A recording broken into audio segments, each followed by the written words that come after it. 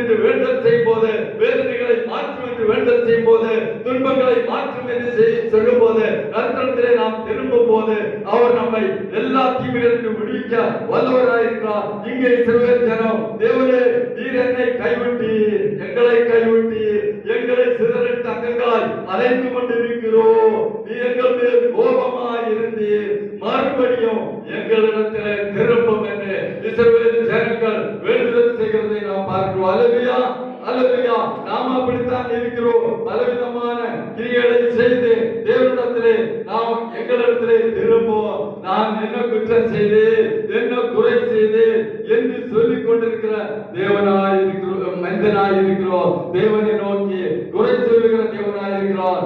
அப்படி இராதபடிக்கு நம்மை கர்த்தர் காக்கும்படியாய்தான் ஆவியானவர் நம்மளோடு பேசிக் கொண்டிருக்கிற பார்க்க முடியும். சங்கீதம் 44:9 நீரங்களை தள்ளிவிட்டு நாணம் பண்ணுகிறீர், எங்கள் சேனைகளுடனே செல்லாதிருக்கிறீர். அவர் தள்ளிவிடுகிற தேவன் அல்ல.